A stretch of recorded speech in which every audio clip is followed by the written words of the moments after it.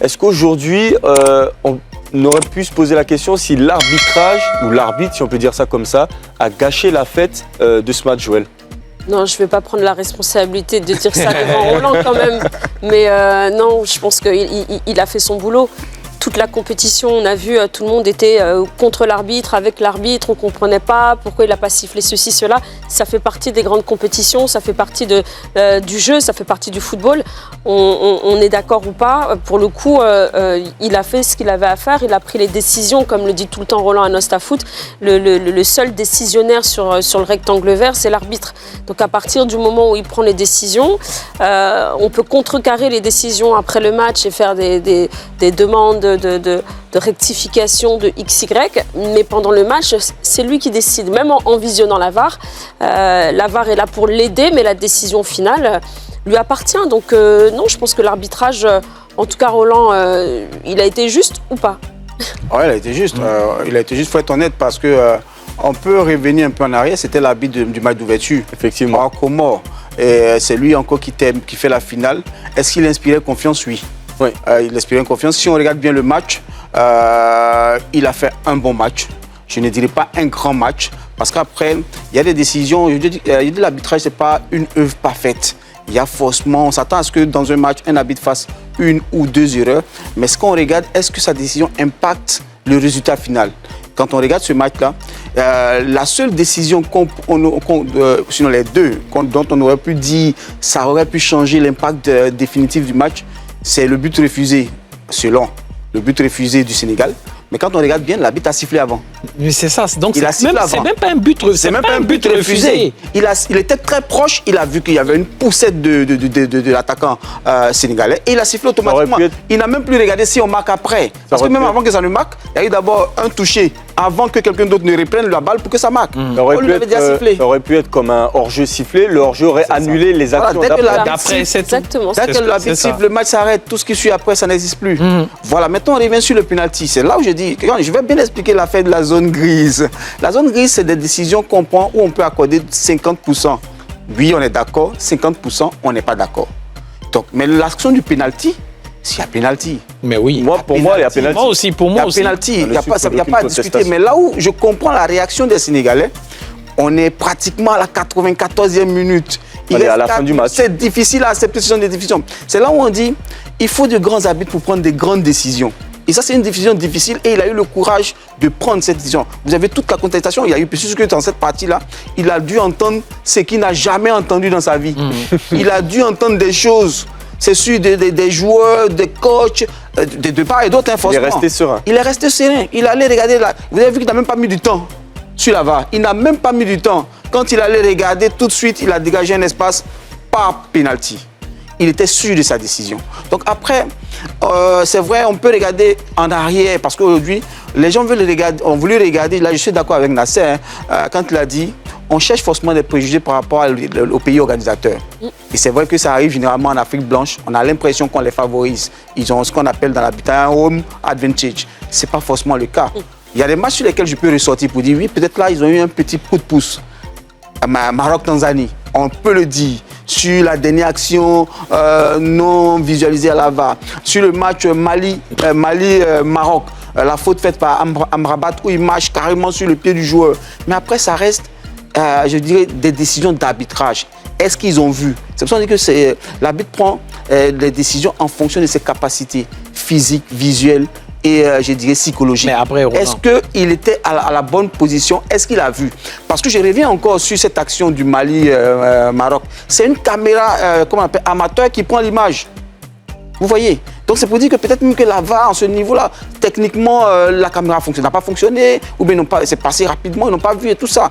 Mais dans l'ensemble, on peut dire que oui, l'arbitrage a été bon. Justement, Nasser, moi je suis d'avis avec Roland sur l'arbitrage de ce match. Alors il y a peut-être cette faute non sifflée pour annuler le but.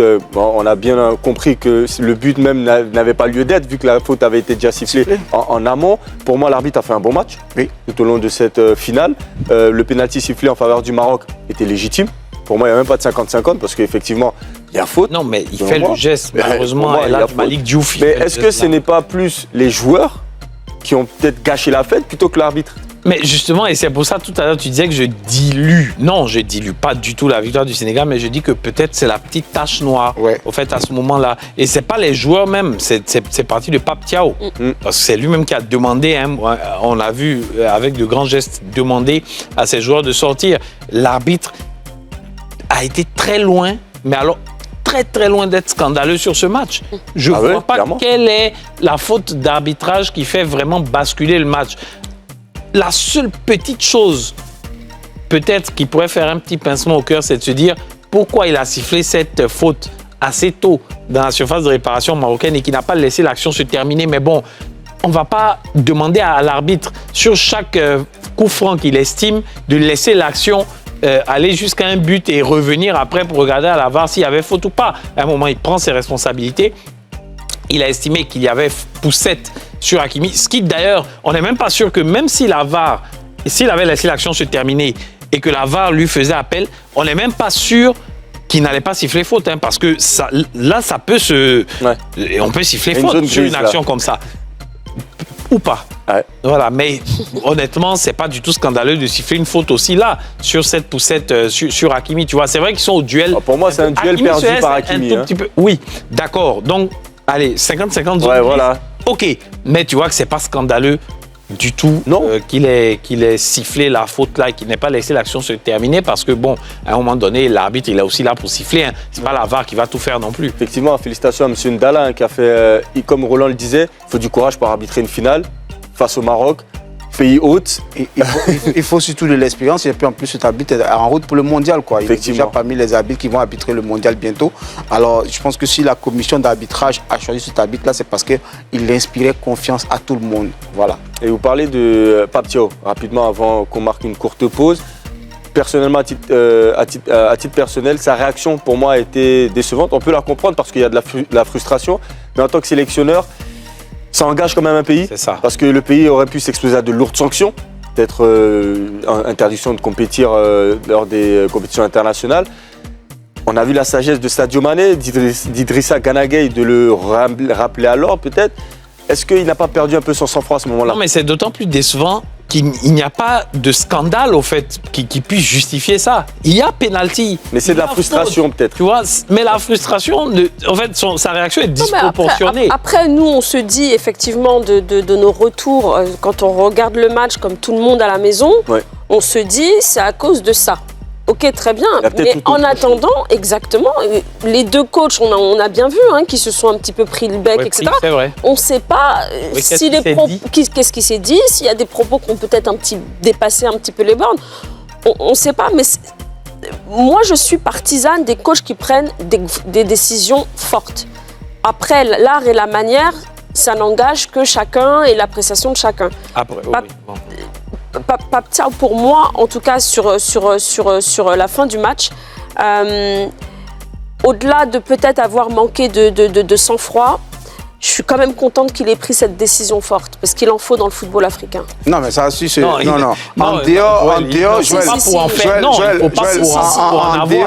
je serais d'accord avec toi. Par exemple, il laissait le jeu se dérouler, même si on sentait la frustration, comme Kalen le dit. Je suis d'accord, moi je pense que c'est l'effet frustration qui fait qu'il s'est dit « Ah, mais non, une finale comme ça, on vient nous siffler une faute à toute fin de match. » On peut comprendre la frustration.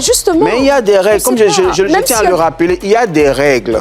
Si tu estimes qu'un arbitre a fait une faute d'arbitrage, tu fais ce qu'on appelle une réclamation. Et ça se fait. Arrêtez le match au prochain arrêt, tu demandes à l'arbitre, tu dis à l'arbitre que j'estime que sur cette... Il n'y avait pas de faute. Faites une réclamation, on va la noter. Je ne contredis pas ce que tu dis. Cette réaction qu'il a eue, allait emmener, et si ça avait été suivi entièrement par les joueurs et qu'il n'était pas revenu sur le terrain, ça allait emmener de lourdes sanctions. Et je ne pense pas que Pape Thiaw aurait eu les épaules pour soutenir cela. Ce que je veux dire, c'est que quand un coach prend la forte décision, puisque nous, on ne sait pas ce qui se dit sur la touche. Quand un coach prend des fortes décisions, c'est ce que j'aime. Oui. Je ne dis pas qu'il a raison sur l'instant T, puisque nous, on se base sur un penalty. On ne se base pas sur des choses que nous n'avons pas entendues. On a juste vu des coachs et quelques membres du staff se prendre le bec avant de sortir.